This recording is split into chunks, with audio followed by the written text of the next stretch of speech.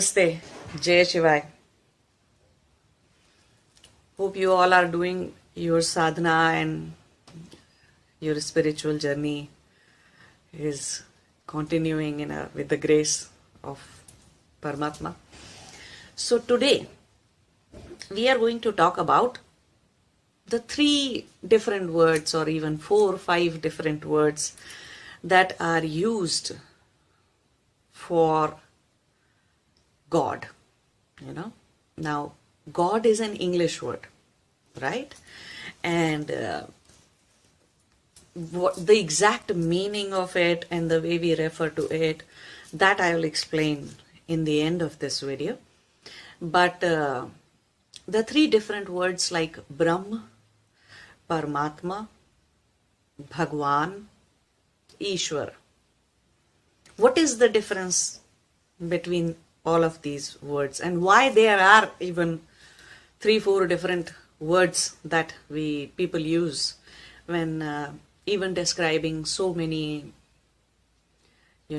spiritual concepts? Or if you read Vedanta, or you read Upanishads, or you read Brahman text or Aranyakas or some other spiritual scriptures which are Vedic or from India, if you read them, then you'll see these 3-4 different words being explained through we are referring to Paramatma or Brahm, or referring to him, that ultimate supreme divine one reality, as with these 3-4 different terms. So why there was a need, or even somebody's desire to use these 3-4, and how different words actually are connected to moksha or mukti, the ultimate liberation. So we are not just discussing them for the sake of, okay, what is the difference between all these 3-4 words? You can Google that. You will find a lot of references to each and every term that is being used. So that is not the point here. We are discussing it from the point of view of the kind of mukti or kind of moksha that one attains when it relates to Brahma, or when it relates to Paramatma, or when one merges into Bhagwan. So why 3 words, and why? So we'll first focus on these 3: Brahma, Paramatma and Bhagwan. Now let's start with Brahma. Now, in lot of text, Brahma is the word or the term basically that is defined, that is used for one state of that ultimate supreme divine reality or God. Okay? So Brahma, Paramatma and Bhagwan are 3 different states of one and the same being. For example, you may go to your college and somebody may refer to you by your nickname. You are living in your house and parents and family talk to you and they refer to you by your nickname. You go to college and they call you by some other name, or you go to your office and you become Mr. X, Miss Y or whatever, and people refer to you that way. And then when in the evening you again come back home. So you see, there are 2-3. You are the same being, same person, right? But based on your function, your role, and the way you are in the environment, in the homely environment, or in the college or office setup, or again back at home, or some event or something, or you may be an actor and you go to act in a movie and you are being a robber there, but that is not what you become. That's a wrong and bad example I'm giving. But again, just to help you understand that you remain the same, regardless of what role you perform, regardless of the way you look or the way you are in one place or the other. You remain the same. Exactly in the same way, Brahma, Paramatma and Bhagwan, all 3 are actually being referred to, we are referring to just one and the same supreme God or supreme being or the supreme reality or God, you can say, okay? But we do not mean three different types of gods or three different types of stuff, no. So Brahm is the Nirgun one, Nirakar. Brahm is Nirgun and Nirakar. It is that which is formless. In that state, God is being completely formless and devoid of any characteristics or qualities that can be perceived by any beings that he himself has created. Using the senses, 5 senses, 6 senses that we humans possess, or some more senses that butterfly possess or some other beings possess, some senses that celestial beings possess. So in the Nirgun and Nirakar state, he is called as Brahma. Okay? And the Sankhya or some darshans use the word Nirgun Nirakar. Many spiritual scriptures refer to him as Nirgun Nirakar instead of calling him Brahma in that state. Okay, so that is first state. Another state is Paramatma. Paramatma is Sagun, Sakar, means the one that has a form and that has qualities, but still the form is inconceivable, by human senses, that these 5 gross senses that we have got. It's still inconceivable. It's still not but we cannot perceive Paramatma, the form of Paramatma that way, okay? We can though perceive what? His qualities, his characteristics, that he is able to create this universe, right? He is able to sustain this universe and he is able to destroy the universe. So, Srishti, Palan and Sahar means all 3 functions: creation, sustenance and destruction can happen through Paramatma. It's that form. So you can say that it's the working mode of Brahm, right? Functional mode of Brahm is called as Paramatma. Now, there comes a word Parameshwara. So some texts, some scriptures, some people call Paramatma as Param Ishwara. And some people even shorten it instead of saying Parameshwara all the time. They just refer to him as Ishwara. Okay. So again, Ishwara is the one who is busy with all these functions of creation, of sustenance and destruction, and giving mukti and moksha to spiritual seekers, and to creating all this, it may be termed as Maya by those who see the world as an illusion and can be seen as a reality, or it depends how far you go and how much you realize the truth on your own, not just by reading something or referring to something, right? So Paramatma is the functional aspect of Brahma, right? Now comes the third one, which is Bhagwan. Bhagwan is even much more functional and you can say functional at the level of very much in a visible form. Bhagwan is visible with these naked eyes to those who really want to see. For example, all the avatars that we have got, like Bhagwan Krishna. Why is he called Bhagwan Krishna? Because he is the avatar. He is the form of Paramatma to do even some more functions down here, set up dharma, go through a crazy life and, bring dharma, truth and non-violence in people's life and set up things right. So that way, that is called as Bhagwan. Now, Bhagwan is, the word Bhagwan is made up of 2 words. The real dhatu is Bhaga. And the meaning of Bhaga, and Van means the one who possesses Bhaga. Bhaga means 6 qualities.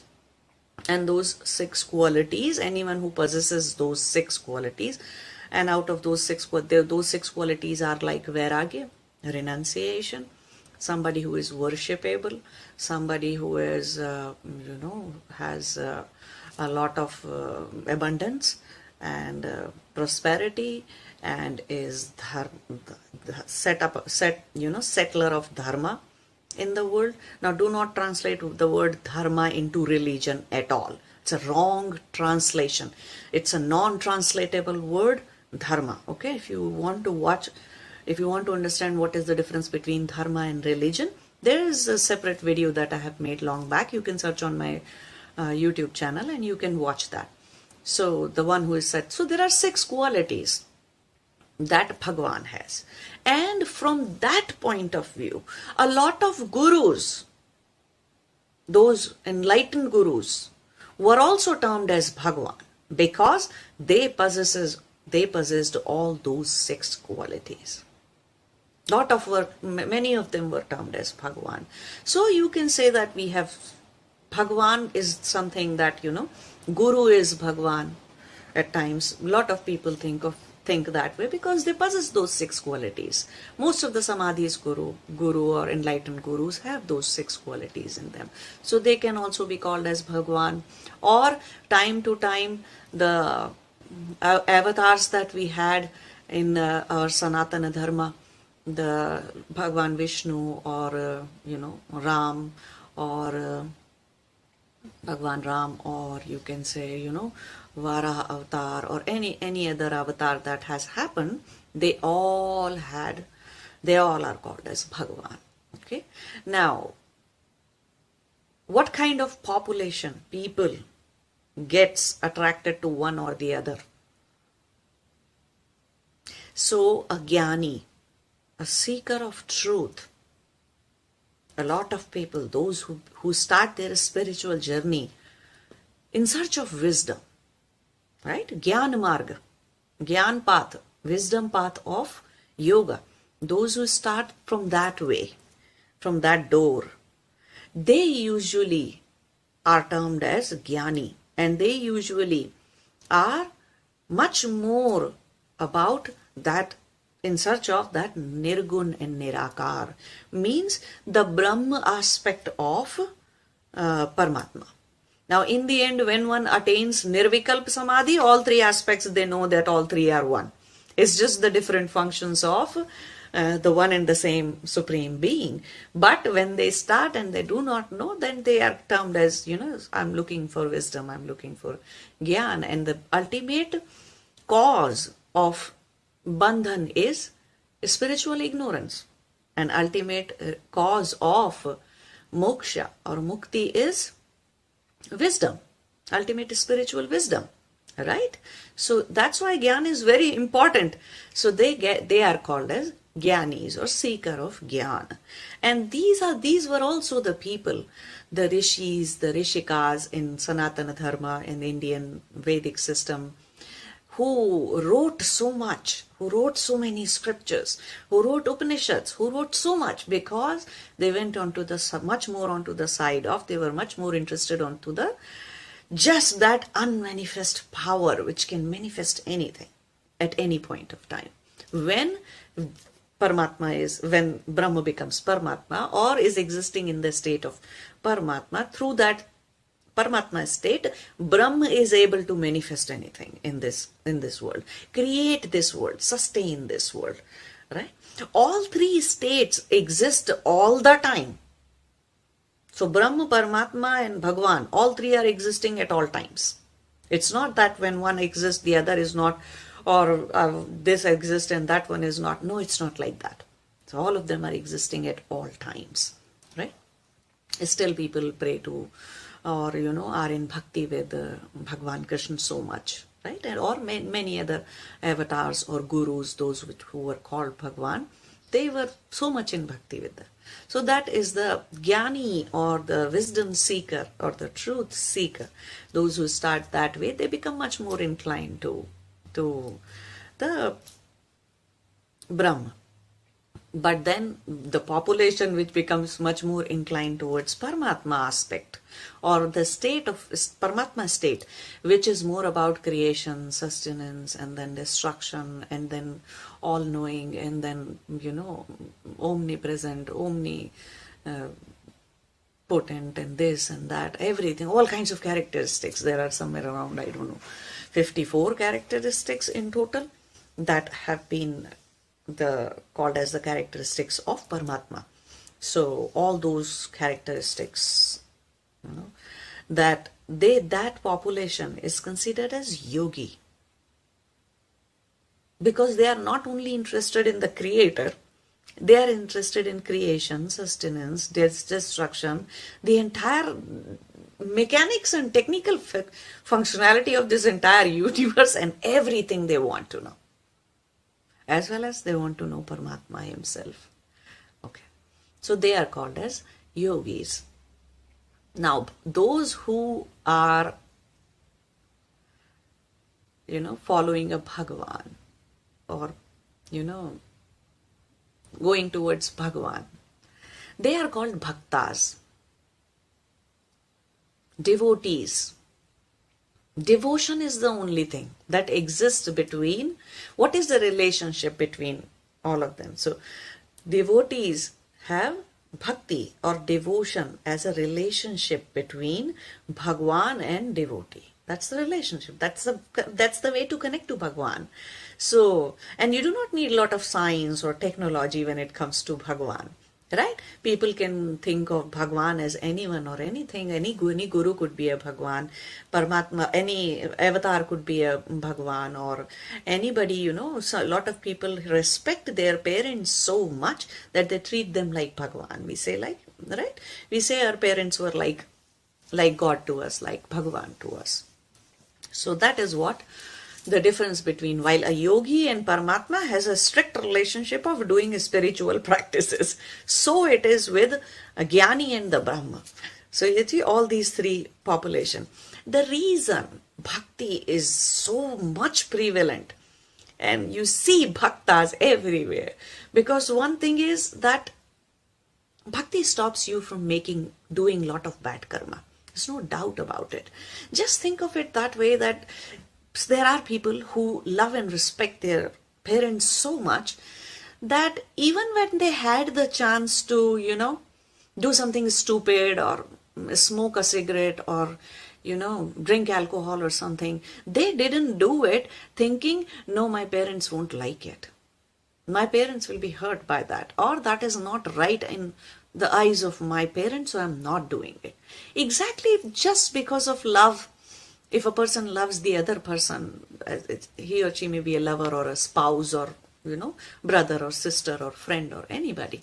You see, out of love, a lot of people just don't do silly things, stupid things, and it may or may not create bad karma though, but still there is some barrier there, right?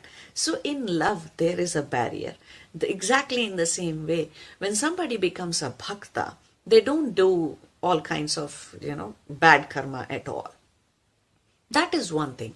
Another most important thing to understand is, it is only bhakti, devotion, which helps you surrender to the extent that you are able to jump into the unknown and attain nirvikalpa samadhi. A lot of people, those who are following the Gyan Marg, find it very hard to have samarpan, to have bhakti with him, to have surrender with him. Because it's all about truth, and suddenly there is a ego about, knowing this, knowing that, and it may, stop a person from surrendering, or stop a person from, going into samarpan. And without that samarpan, that jump is into nirvikalpa samadhi, into unknown, is not going to happen. You are not going to die for Gyan, you are not going to die ego. When I say you, I am referring to the, that ego self, that fake self that you have, not the Atma. The true self that you are, not the Atma. So that fake self, that, mind, body, consciousness kind of a self, that ahem, that ego, it is not going to die or give up if it is not for love, or if it is not for devotion, not for bhakti. That is the reason you see lot of bhaktas around in the world, lot of devotees around the world, right? And they just do not want any kind of wisdom. Don't tell them, don't give them wisdom. They have surrendered already. While there are some who will not surrender. At first they want to know what is truth, so they will keep on pursuing their journey. They'll find the truth, they will reach that level. And in the end, when the time comes, even they will get into so much bhakti and they will jump into Nirvikalpa Samadhi. From Savikalpa, they are able to jump into that Nirvikalpa. And it's a bhakti that is the most burning and most torturous thing, torturous part of the spiritual journey, the bhakti part of it. So, Jnanama, you entered from the Jnana door. Some people enter from the Karma Yoga path. Some people enter from the Jnana Yoga path, Wisdom Yoga path. Some people enter from the Kriya Yoga path, and some people enter from the Bhakti Yoga path. But all four have to happen at the same time someday within you. And when all four happens all at once, that is when one gets enlightened.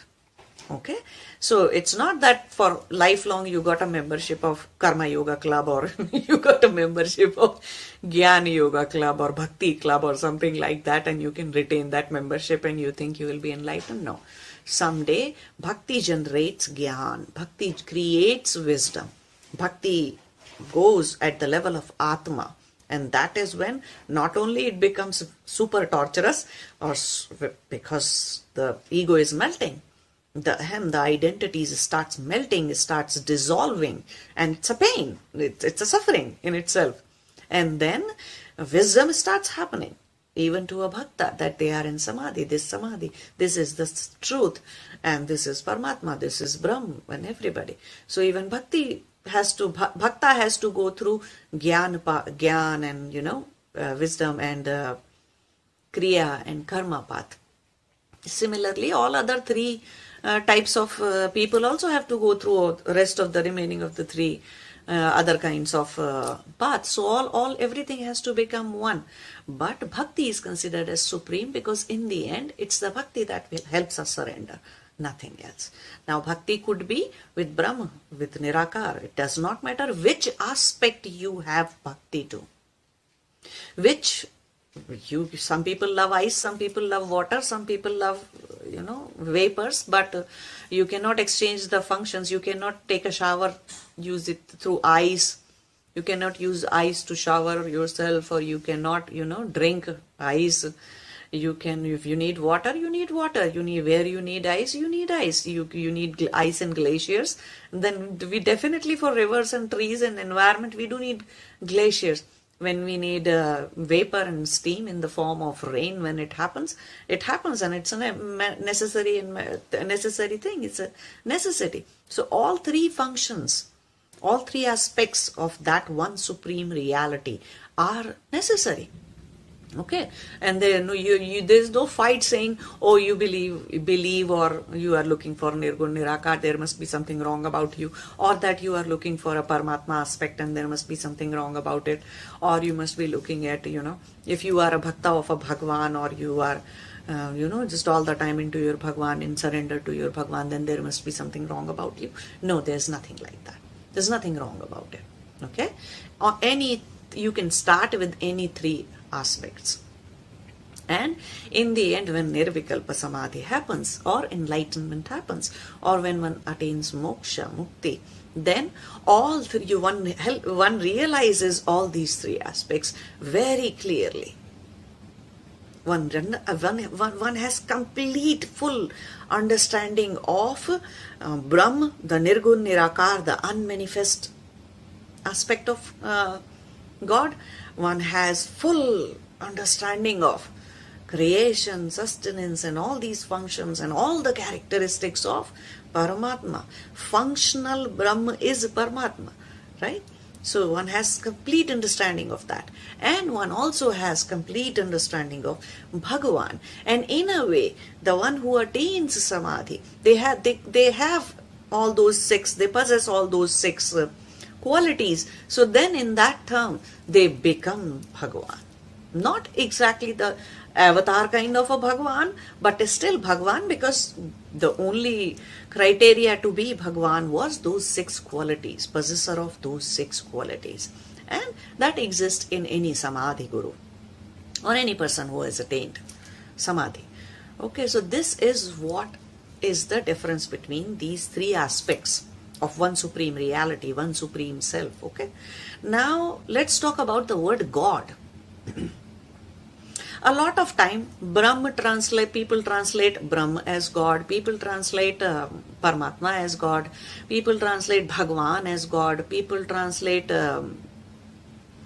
Ishvara or Parameshwara as God. Well, none of them can be 100% translated into the English word God. None of them. God is not the correct translation of any of these 3 aspects of God. Why? God is an English word, first of all. Okay, just because English language does not have words for subtle aspects of life, English language does not have, words or terminology for subtle dimensions of life. So there's a lack of terms, lack of words actually. So because there is no other word, we keep using the word God whenever we are referring to Paramatma or Brahm or Bhagwan or Parameshwara. Then we keep using the word God because there is no other word to refer to. And in somebody's eyes, regardless of whether it's an English word or whatever it means, at least in somebody's eyes, even in the Western or English cultures, English-speaking countries or other Abrahamic religions, at least God is somebody higher, way up above than human beings.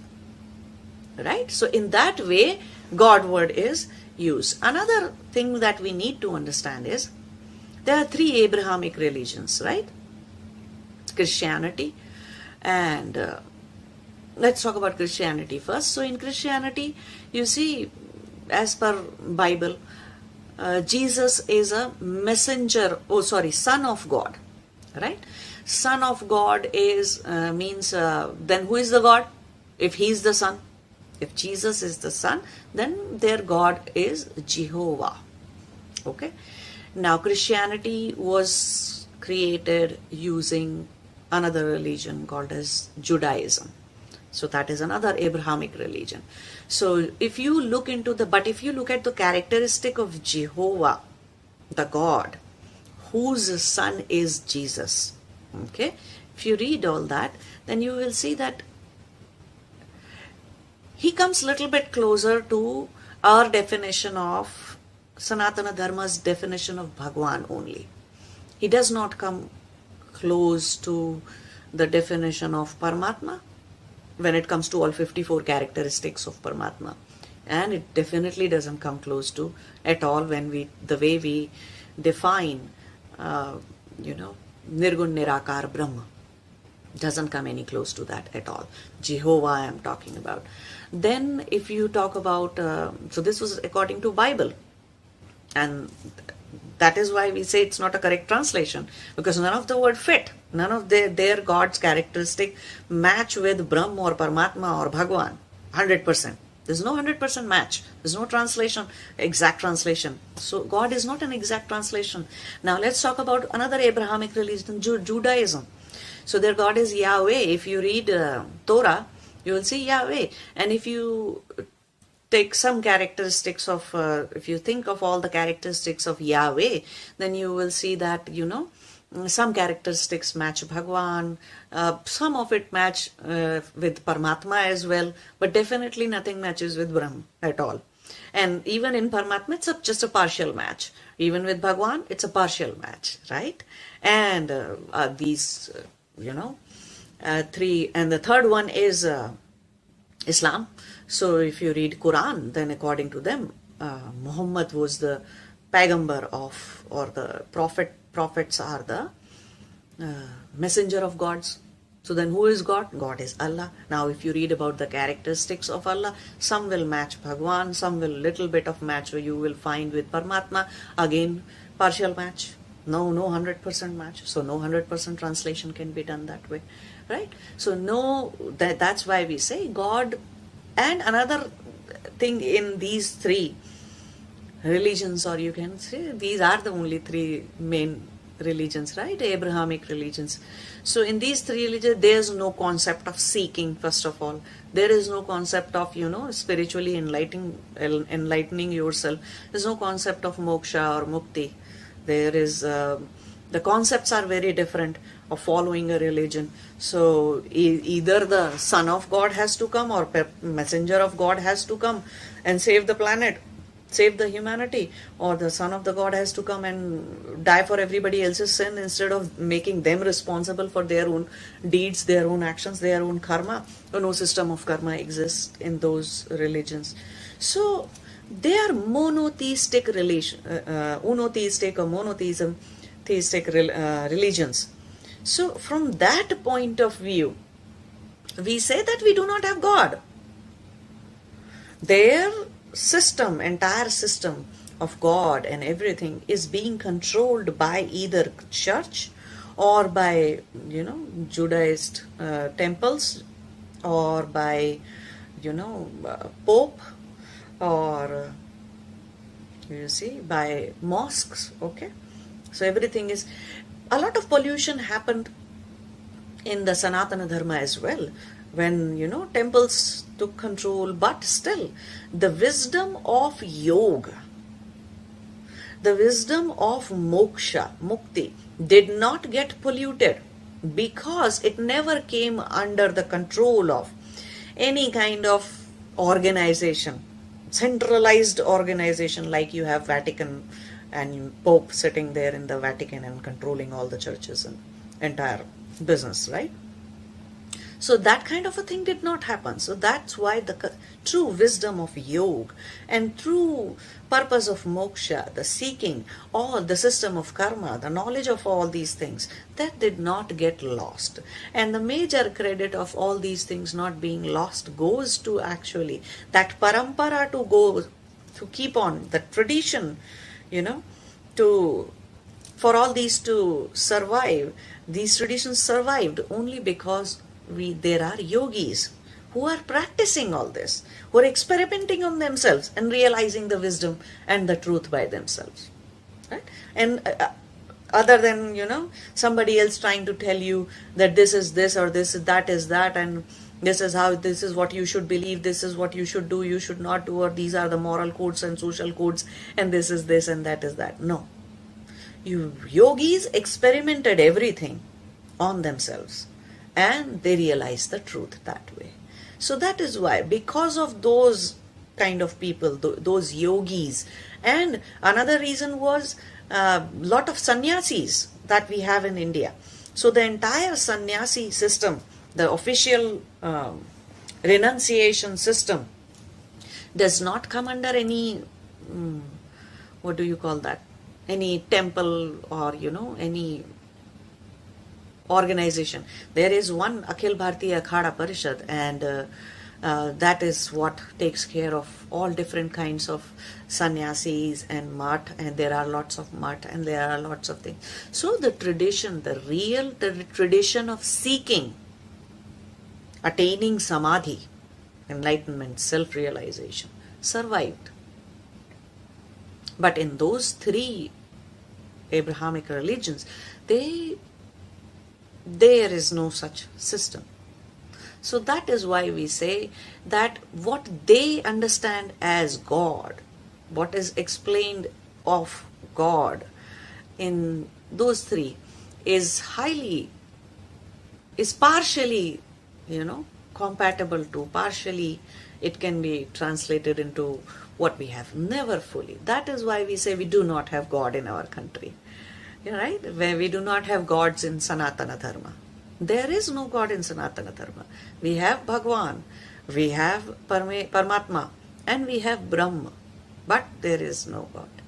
So because of the difference between the two. But the English language does not have a word. How do you explain Brahma or Paramatma or Bhagwan? Not everybody is reading these terms or understanding these terms, and they go on referring to still the God as God.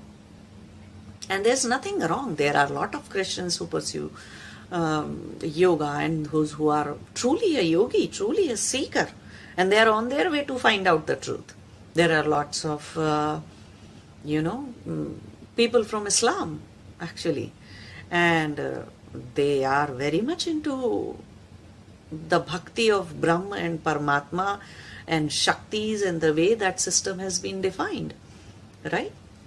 Exactly in the same way it's for a lot of Jews as well, that they are true yogis actually, and seekers, and they do understand those. Anybody who becomes serious about the spiritual journey of seeking and attaining moksha, attaining self-realization or enlightenment, they really get into these terms, and they try to understand what is Brahma, what is Paramatma, and what is Bhagwan, and they understand it very well. So I'm making this video not to criticize any religion or anybody's religion or disrespect anything at all. No, I do not have any respect for anybody's faith. Forget about having faith on any one God or anything. People have faith in their parents. People have faith in love. People have faith in their gurus.